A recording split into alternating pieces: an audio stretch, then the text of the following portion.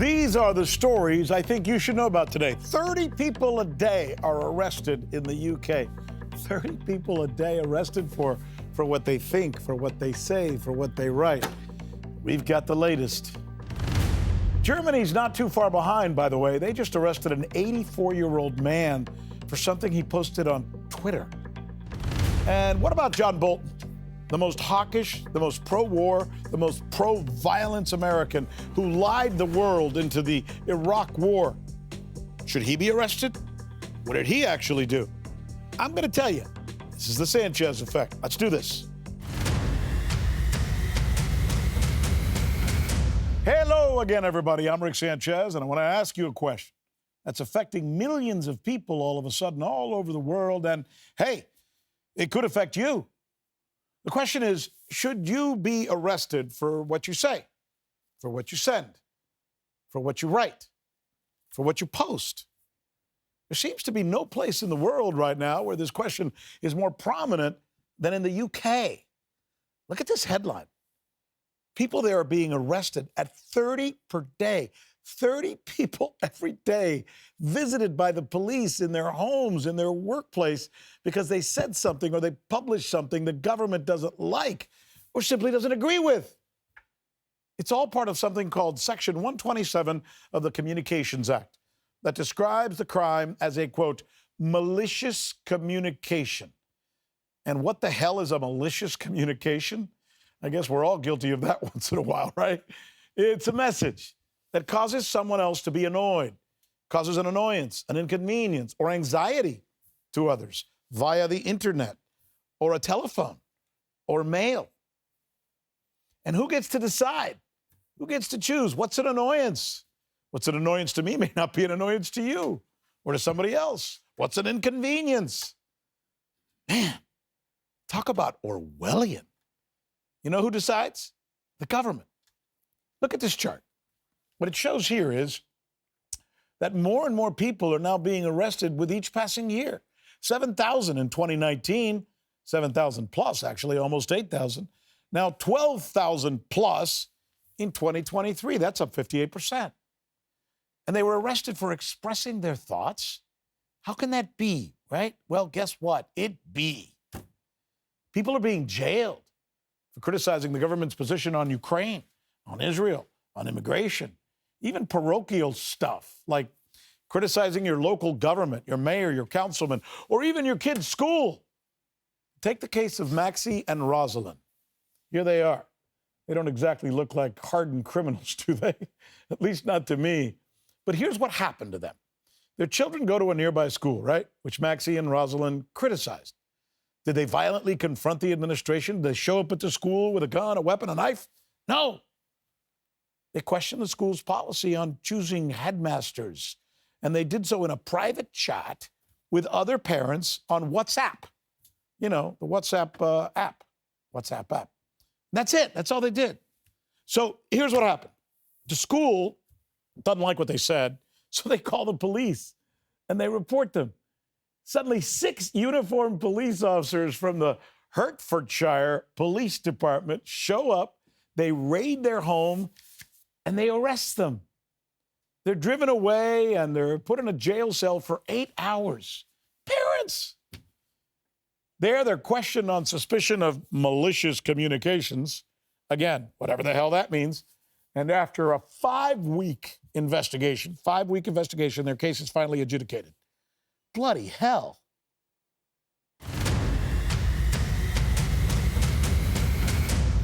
All right, and it's not just the UK. That's what you need to know about. It's not just the UK. I'm going to tell you about a guy named Jürgen Todenhofer. He's a respected German author who was just arrested himself. His crime? He criticized Benjamin Netanyahu in Germany. There it is. There's the headline in the Telegraph. German police arrest author over tweets concerning criticizing Netanyahu. Not only do most people around the world agree with what he posted, many, even in Israel, have actually said what he posted. Here's what the 84-year-old founder of the Justice Party wrote on X that got him in trouble. Quote, Mr. Netanyahu, does your conscience never actually protest when you do to Palestinians the same thing that the cursed Nazis did to the Jews? Now, you notice what he's doing there, right? You notice he calls the Nazis cursed Nazis. That means he's condemning the Nazis, as well as Mr. Netanyahu. I say that because you may know that there are still some laws on the books in Germany that forbid people from trivializing the Nazis or speaking well of the Nazis, but he's clearly not doing that, by the way.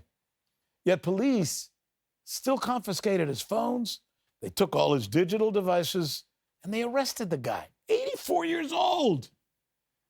Again, the majority of people all over the world agree with Mr. Todenhofer. But even if they didn't, let's say they didn't, even if he was saying something worse, something really outlandish, or something stupid, or something cruel, I'd still defend his right to say it. Why? Well, because, I'm a journalist. Free speech means free. It doesn't mean free sometimes. It doesn't mean it's free only if we agree with you. No. It means you have the right to be wrong. You have the right to be stupid. You even have the right to be mean. Take the case of John Bolton. Here's the headline. John Bolton indicted over the handling of classified information. Now, when I saw this, I was ready to defend John Bolton. Not because I think he's an honorable person. I think he's despicable. I think he's a horrible person. But my gut reaction was to defend him because I know he's a ruthless critic of Donald Trump. He says horrible things about Donald Trump.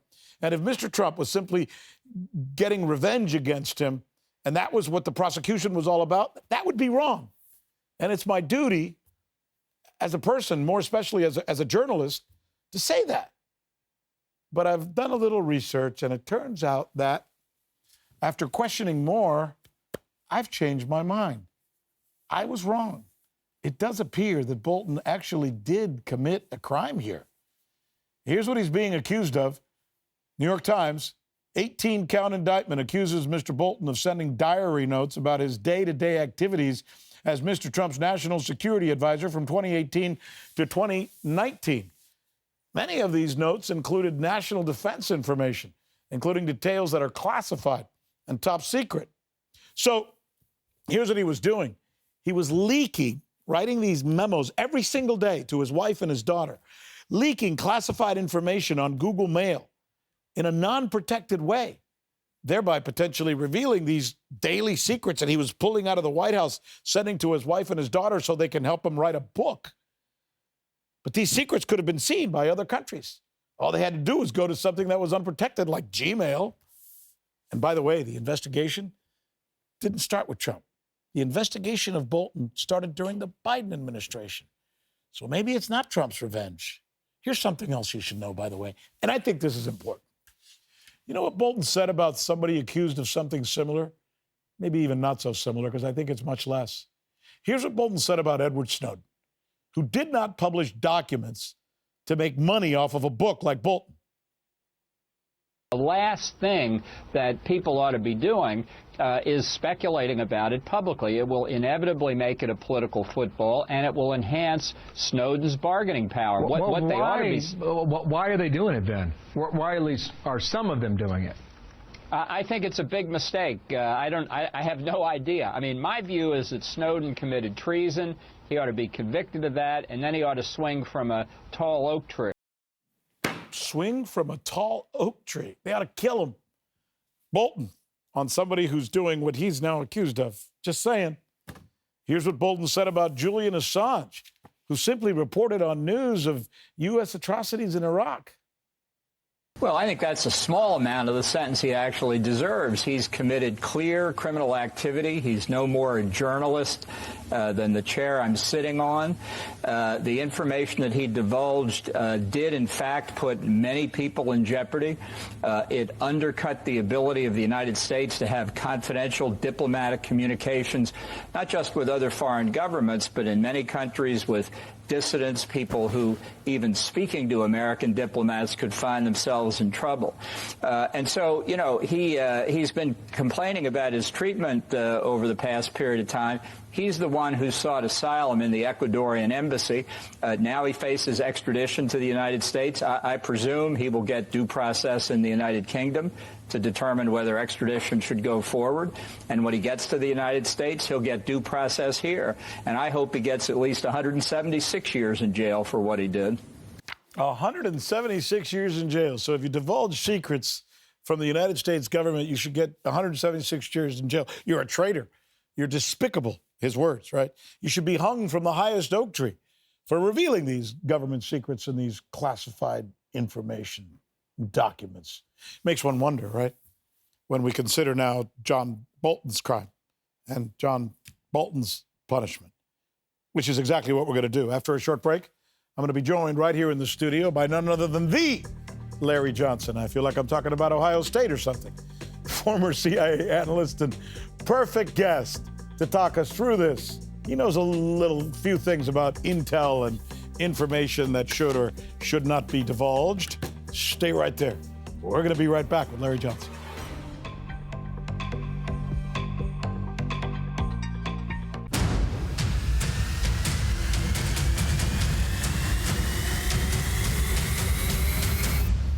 He spent many years at the CIA, and now he's probably one of the best-known truth tellers in the entire world when it comes to the alternative media, the places where people like you and I get most of our information these days, because forget about trying to get it out of the corporate media. He is Larry Johnson. He is to my right, and it's such a pleasure to have him here once My friend, again. yes. How are you, Larry? Thank Good you. to see you. What made you get started to be such a truth teller? You know, I'm sure as a CIA guy, I mean, you work for the U.S. government, you could have just a really nice, cushy retirement, sit on your ass, play golf, and do nothing. Well, I didn't actually retire. I spent 4 years at CIA, then 4 years at State Counterterrorism. I owe whatever you want to call my media career as a truth teller to Carlos the Jackal. Wow. So when he was captured in August of 1994, CNN, your old outfit, I don't know if you remember Pat Reap. Pat was the scheduler there. Mm-hmm. Well, his brother, Joe, was the press spokesman in the CT office. And I just left the office.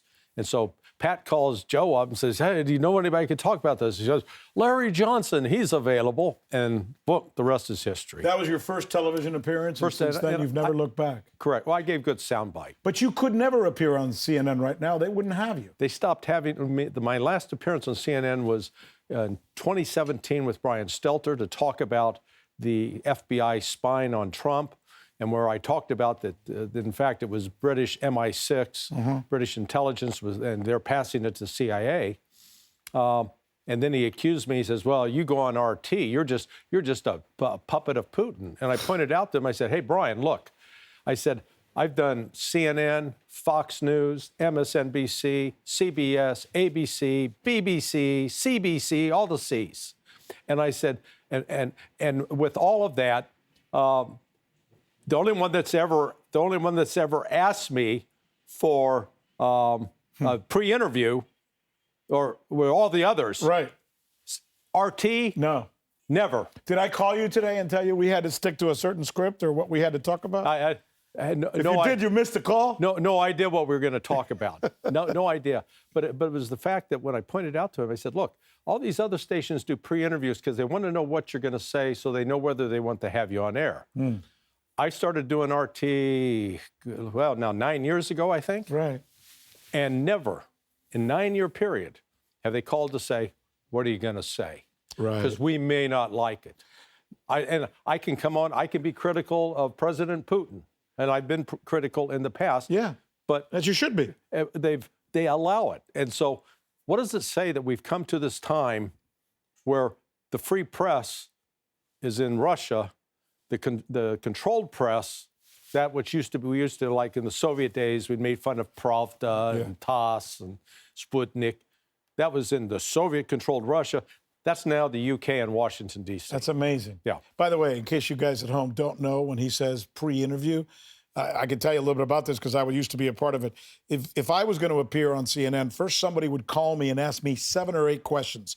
And if I didn't give the right response, they would then call me a half hour later and say, oh, sorry, we have breaking news. We can't do the interview. Oh, we've decided to go in a different direction. We've gone in a different direction, exactly. That means we don't like what you're going to say, which is terrible. I mean, talk about censorship. Damn. You know, I used from 1994, I did probably 18 appearances on Crossfire on CNN. Yeah. When Tucker was there. Yeah, well, before Tucker, even Bill Press, Geraldine Ferraro, Pat Buchanan. Yeah. What a character. And then I was on ABC News Nightline with Ted Koppel probably at least 12 times. Great man. I was on the Jim Lehrer News Hour. I was a NBC terrorism expert. I was a Fox News paid analyst for a year. Back then. Yeah.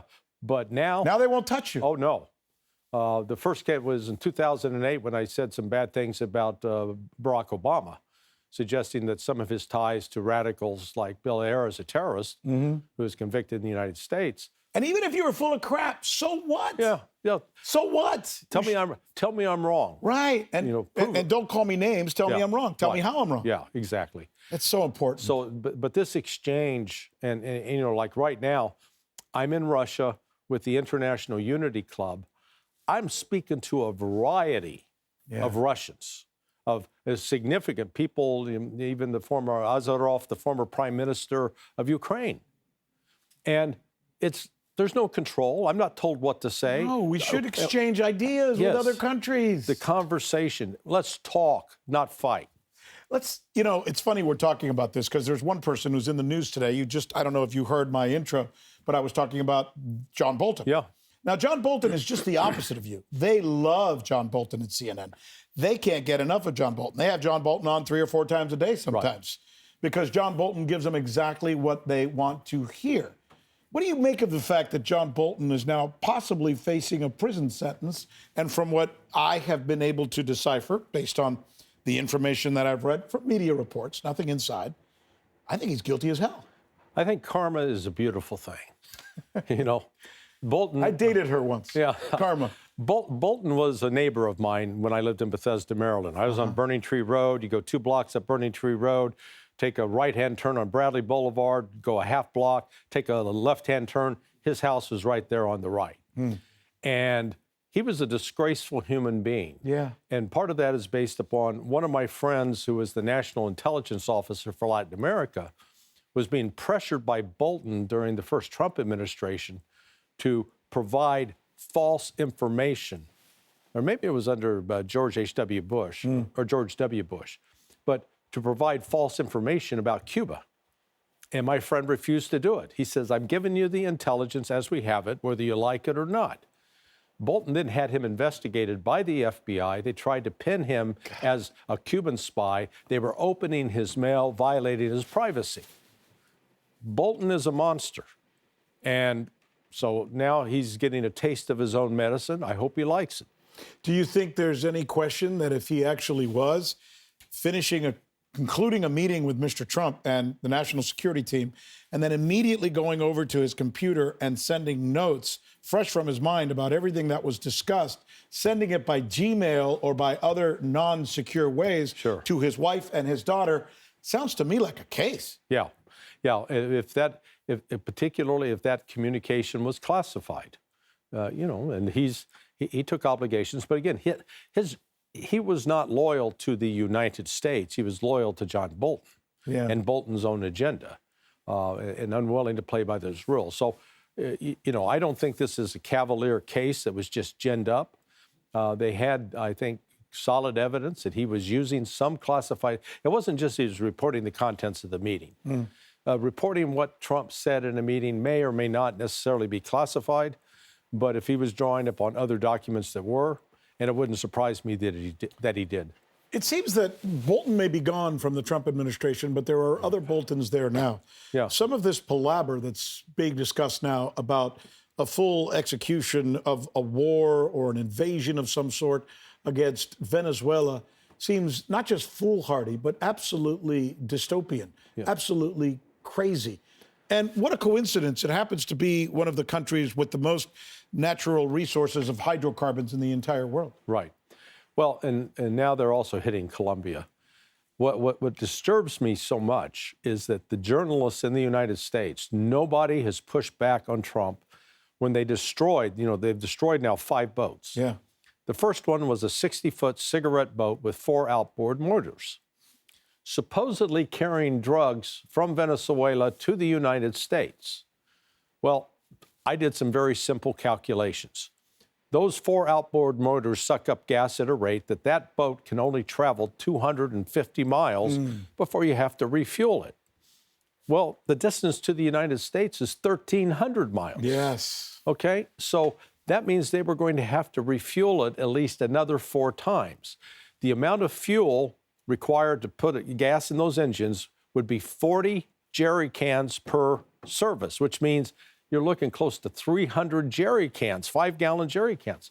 Well, you stack those into a boat, along with 11 people, where do you put the drugs? Yeah, exactly. Okay, so the rules of engagement, I spent 23 years involved with scripting military exercises for U.S. Special Operations Forces. And every one of those exercises had rules of engagement. I have never seen in conventional or special operations where they were given the rule of engagement that if you think they look like a bad guy, shoot them. Blow it up. Blow it up, kill them. Yeah. Never. There was always that if they pointed a weapon at you, right, or if they were threatening to kill you with the means to do so, yes, then you could kill them. But here's Trump killing somebody on, well, we think. So why do you think they made that order, and who made that order? And how could it have been? I imagine you could just put a helicopter out there and follow the boat and see where he's going, and then have somebody stop when he runs out of gas. Why would you have to blow him up? This was a military order that was written up, passed up through the Joint Chiefs of Staff, signed off by Pete Hegseth, probably signed off by Donald Trump. And there are generals and colonels in that process that, as they saw that, they should have resigned. Now, in fact, the head of Southcom, a fellow who just took over about 6 months ago, he's resigned.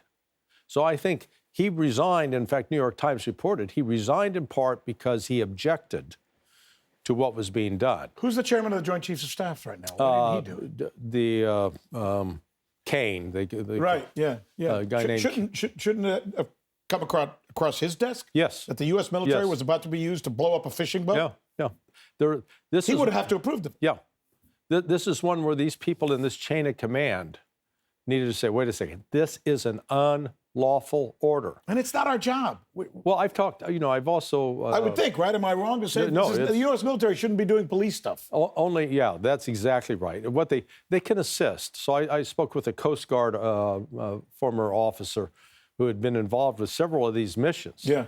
And he says, you stop the boat and you try to take the people on board. Now, when you stop the boat, if they start shooting at you, then yes, you can shoot back. Of course, defending yourself. If they're posing a direct attack on a U.S. vessel or U.S. personnel, of course you can shoot back. But more often than not, what they did, they were able to capture them, take possession of the drugs, but more importantly, you've got the people so you can question them to find out who's your chain of command, who's running, so you can take the organization apart.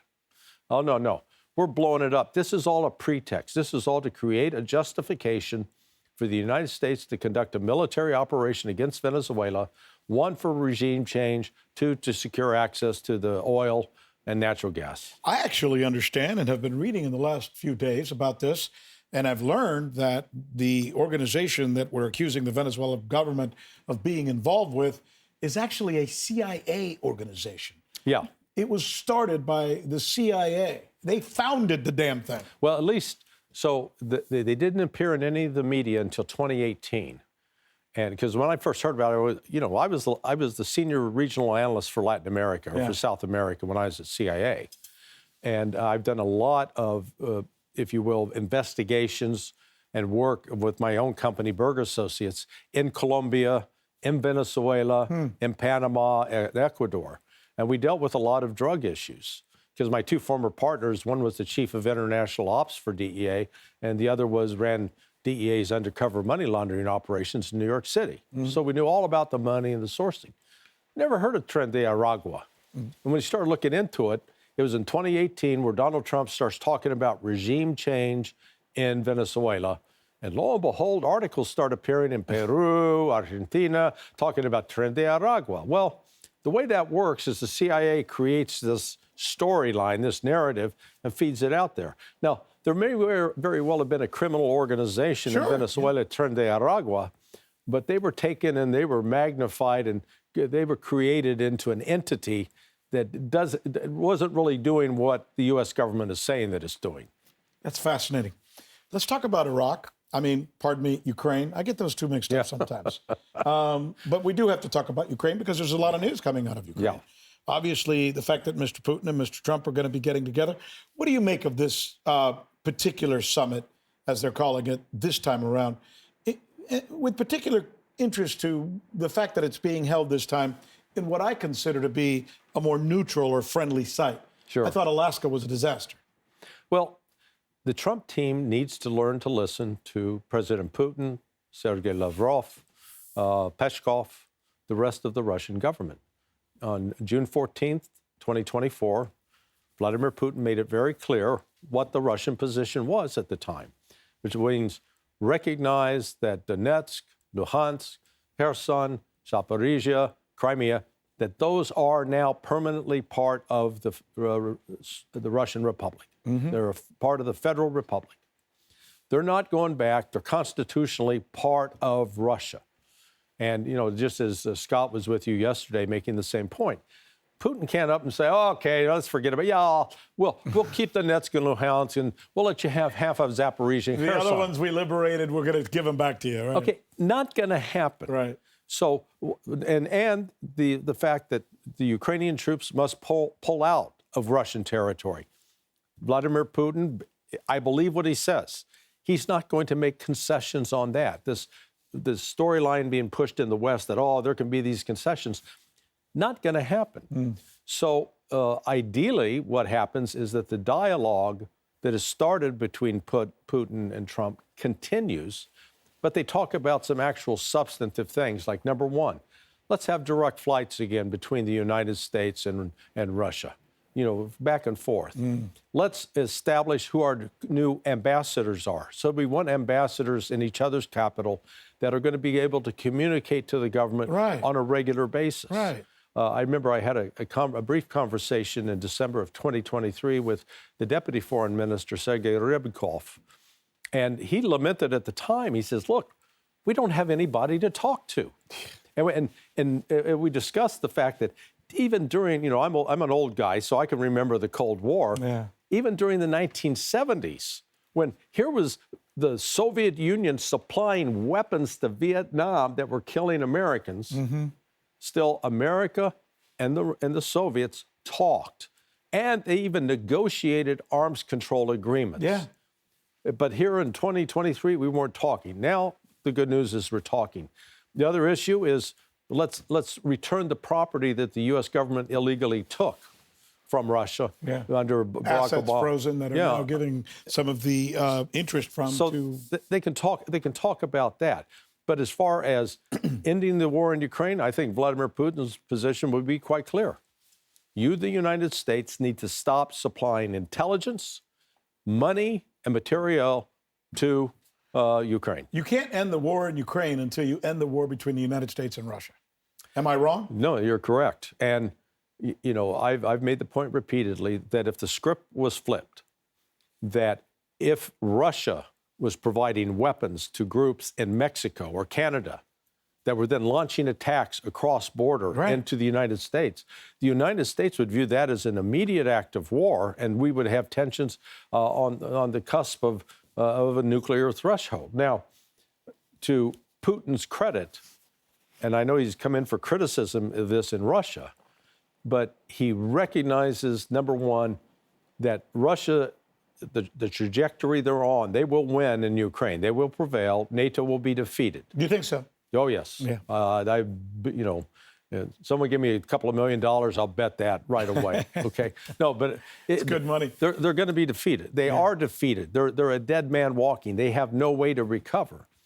But at the same time, President Putin and the general staff and the foreign ministry is, you know, it's just not one guy making the decision. Right. They're looking at this in a broader context that ultimately they would like to get back to some normal relationships with the West if possible. But right now they are extending and working with the East. And this new world, there is a new world financial, political, economic order emerging out of the BRICS nations. But let's go back to what we were just talking about, because I think that's almost crucial, if not essential to this. And I'm wondering what Zelensky and the Ukrainians and maybe even some of the folks in Western Europe would think about this. If Mr. Trump just said, I am going to equal the playing field. We, the United States of America, are going to be neutral. We don't sanction you, Ukraine, but we sanction Russia. From now on, we're going to sanction no one. We give weapons to you, Ukraine, but we don't give them to Russia. From now on, we're going to give weapons to no one. This is going to be an even playing field. The war's over the next day, I would think. Well, this war continues because of the Ukrainian oligarchs who started making money in major ways with the start of the Maidan back in 2014. So the funding by George Soros that started in 2004, 2005, funding from USAID, it kept increasing. They were purchasing supporters that then became the leaders in the Maidan. And at that time, CIA money was flowing in, money from MI6. But the oligarchs were the ones who were setting up these different ways to rip off and rob the state. And in the process, they were taking money from the United States and money from the Europeans. And it's getting, Rick, it's getting kicked back. I know there are 23 members of the U.S. Congress right now that are under investigation for, I'll tell you off camera the names, but one of them's got $16 million and one of them got $23 million. So money that came from U.S. taxpayers to Ukraine ended up going to the oligarchs, and then some of it got funneled back to the people who voted for them to get the money. Correct. Is what you're saying. Yes, and a lot of it has gone through banks in the Baltic states. And gee, remember that company called Burisma? Yeah. And in Burisma, there was Hunter Biden as a board member, but there's also a guy named Cofer Black. Cofer Black was a CIA officer. He'd been head of the Counterterrorism Center. He was also the head of my old office at State. He was the ambassador at large for counterterrorism. And he was also on the board of I think it was a Lithuanian bank, or maybe it was Latvian. I forget this particular country. And the reason they selected him is he was, quote, an expert to prevent terrorist financing, terrorist money laundering. Within 2 years after he was on the board, that bank was sanctioned for being involved with cycling money. So, you know, this money trail is there. Let's talk about the difference between the two countries, because I think this is important. My estimation, and I'll share it with you, and you tell me if I'm full of crap. Seems to me like after 1991, when the Soviet Union collapsed, the same thing that you just described that is taking place in Ukraine was taking place here. Yes. A lot of very powerful, rich jagoffs, bad people, ended up making a lot of decisions, and they turned this place, what used to be the Soviet Union, which is now Moscow, Russia, et cetera, into a bad place where crime was horrible, corruption was horrible. It was a bit of a mess in many ways. And credit where credit is due, Mr. Putin and some others stepped in and said, okay, no more of this. I know you guys have got a lot of money. That's great. You got a yacht. You got this. You got that. It's over. From now on, you got to pay the piper. And Russia changed. Yes. And Russia today, I don't have to say it. I think you see it walking the streets of Moscow. Yeah. It's an amazing place. Yeah, no, that's when the meeting. I think the meeting that Putin held with the oligarchs, it was either July of 2001 or July of 2002. I forget which year. I'm sure he remembers and they remember. But, you know, he made Some of them got kicked out. They just said, get the hell out of here. Well, he made it very clear. You can't take your money with you. You're going to stop robbing the state. Yeah. And, you know, you can make money, pay your taxes, stay out of politics, which would be a good thing if we could have that in the United States. But as a result, as you correctly note, that completely diverted Russia from the path that Ukraine has followed. Exactly. I was just going to say, the second part of my enthymeme is that never happened in Ukraine. Correct. So those bad people who used to run Russia and the bad people who used to run Ukraine, in Russia, most of those people are gone. Of course, there's still corruption. There's still some bad people. But in Ukraine, they're running the show. Yeah, I mean... Or are they? I mean... No, absolutely. In fact... I did an interview with one of the former Ukrainian prosecutors today, and you know he ultimately had to flee here to Russia for safety. Really? But he went through in detail the different scams. So like these oligarchs, they would go in and they would just buy a company, except the people who owned the company were never informed that it was being purchased. They'd wake up the next morning and sorry, sir, you don't own the company anymore. And so they would file in court legal action, And then by the time they got a decision, the people that had stolen the company in the first place had sold it to a different person. So they were constantly chasing it from a legal standpoint.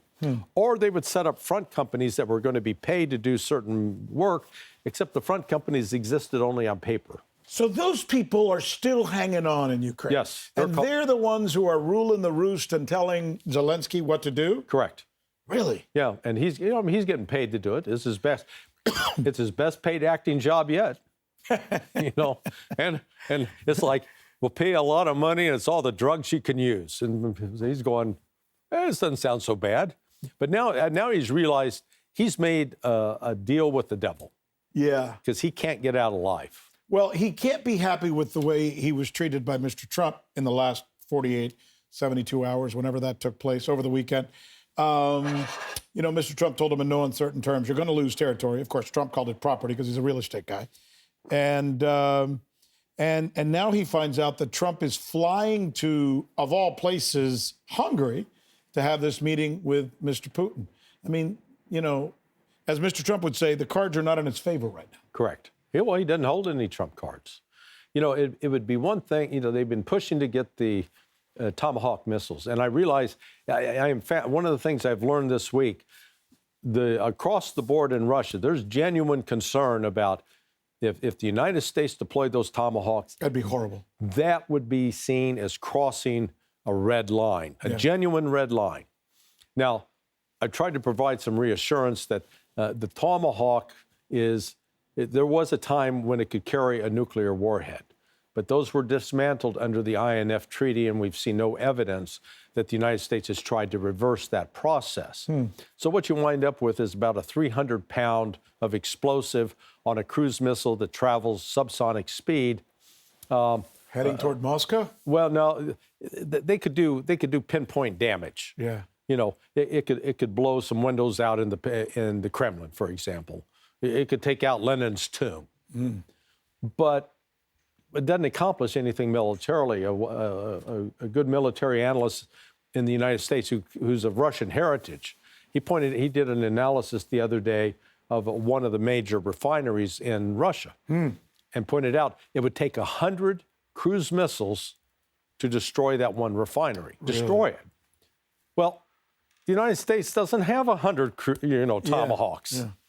And so that's the problem. Do you believe Mr. Trump when he says we just don't have them to give to you? Oh, absolutely. Really? He is both true. finally telling the truth. Yeah. When you look at this entire panoply of U.S. weaponry, Patriot missiles as an example, Lockheed Martin makes between 550 and 700 a year. Not a day, not a week, not a month, a year. And how many has Zelensky taken and used? Well, probably a good portion. Consider this. When you've got an inbound, let's say you've got an inbound Iskander missile from Russia, Ukraine's going to have to fire 4 Patriot missiles to try to take down that Iskander, and they won't be able to because the Iskander can evade them. Each one of those missiles costs $7 million. Gosh. Now, I guarantee you the Iskander doesn't cost $28 million. Right. So here's Zelensky shooting off 4 to try to take it down. Well, we've seen, we've had several days in a row where Russia's shooting between missiles and drones 600 a day, 800 a day, 700 a day. Let's just assume you fire 2 Patriot missiles for each one of those. In one day with 800, you've shot 1,600 Patriot missiles. That's 5 years of production. By the way, as bad as that scenario is, the way you paint it, I've also just read recently that there have been close to 300,000 desertions in the Ukrainian army. Meanwhile, the Russian military is recruiting quite healthily, and people are happily signing up to serve. Yeah. What does that tell you? Yeah. The morale problem on the Ukraine side is desperate, as are the casualties. We've seen, since the start of January in 2025, when the government of Russia, government of Ukraine agreed to exchange the bodies of dead soldiers. Yeah. It's worked out to an average that for every dead Russian soldier returned to the control of the Russian government, Russia is turning back 35 to 45 dead Ukrainians. Wow. Now, 40 to 1 odds. yes. Now, here's where we get into this interesting analytical contradiction. On the one hand, Western analysts, General Ben Hodges, General David Petraeus, General Jack Keane, Admiral Stavridis, they're all saying, oh, Russia's doing really bad. They're barely making any progress. It's really slow on the front. And then when you point out those odds of bodies, they say, well, the reason that's happening is the Russians are moving so fast that the Ukrainians don't have time to recover the bodies. And you go, okay, which is it? Is it slow or is it fast? Pick one. Pick one or the other, but you can't have both. That's a great point. Let's switch over to Gaza and that disastrous situation. Obviously, we saw that just a few days after the peace deal was announced, it's already been broken. Right. And the Israelis are saying now they have a right to go in there and reattack, which they have. Yep. What do you make of that? Well, when we saw the peace deal, the alleged peace deal at Sharm el-Sheikh, you had Donald Trump, you had all the guests, like a wedding. You had the Europeans, and you had the Gulf Arabs, and you had a couple of Muslim nations, the Turks and the Indonesians. You didn't have a bride and groom, okay? Right. There wasn't the Gaza bride and the Israeli it's groom. like the in-laws decided to. Yeah, so we're going to have a wedding ceremony, except there's nobody to exchange vows. Yeah. So as soon as you saw that, you knew it was a hoax. Yeah. And I wrote about that on my blog at Sonar 21. And I said, this is a hoax, and based upon the history of previous ceasefires, at best this will last a year. Well, it didn't even make it 3 weeks. What do you make of this announcement by Jared Kushner, for example, that he is very excited about the possibility of turning that whole region, because it's waterfront property, into a wonderful new place, sans, of course, the Palestinians. Yeah, that's what they want to do. It's, the term ignorance is bliss. Yeah. So he's very happy about it. What's he admitting to by saying that? Yeah, well, that they're going to help expedite the Zionist settlers' movement into Gaza. But the problem they face is Hamas is not going to disarm. And despite all of Trump's tough talk about, we're going to force them to disarm, Israel's been trying for 2 years now, more than 2 years, to disarm Hamas. And let's, again, step back at it and look at it from a military standpoint. Israel had every military advantage an attacking force could have. They had this, I'll call them the enemy, confined to an area that was about 5 miles deep, 25 miles long. So they had the enemy contained. They had the blockage of the ocean side. They had artillery, tanks, armored vehicle, fixed-wing aircraft, rotary wing aircraft, overhead intelligence support from the United States. And what did Hamas have? They had some rifles. Yeah. They had a few mortars. They had some RPGs. They may have had 2 or 3 heavy machine guns and some sniper rifles. That's it. They fought Israel to a standstill over 2 years. So, we hear the criticism of the alleged Russian slowness. Russia took back Bakhmut and was fighting a NATO peer. Yeah. They were fighting an army that was equipped and armed by NATO with advanced weaponry. And they took Avdiivka and Bakhmut after, 6 months, 8 months. They took it. Here we have Israel with more than 24 months now. And again, every advantage. They're not fighting a peer military, anything but. They're fighting an insurgent force, and Israel can't beat them. Yeah. Israel can't disarm them. Do you worry, final question, because I know you've got a plane to catch pretty soon to go back to America, our country. Do you think it's inevitable that we're going to face another situation in a warlike state, at least? I don't even know what to call it anymore, between Israel, Iran, and the United States? It's possible, but I think it's going to be averted because of Russia and China, the actions that they have taken, and Iran's willingness to finally ask for help. So they've emboldened Iran to the point where it's not so easy to mess with. Well, correct. Iran, in my view, foolishly, prior to the attack that took place on June 13th, had basically, you're old enough to remember the Excedrin ad, "Mother, please, I'd rather do it myself." Yeah, exactly. That was Iran. Here was Russia and China offering help, and Iran was saying, "Please, we'll do it on our own. We're quite capable." Yeah, well, maybe not. Well, then they experienced Israel's surprise attack, and Iran effectively fought back and put a real hurt on Israel. But they came out of that realizing, you know what? We'll get, as Ringo Starr sang, "I get by with a little help from my friends." And they've tightened the relationships. You've seen frequent visits of Iranian officials. Defense Minister Ali Al-Arjani has been up here. The same with China. China and Russia have been sending military flights in with, I presume, air defense systems, personnel capable of helping train.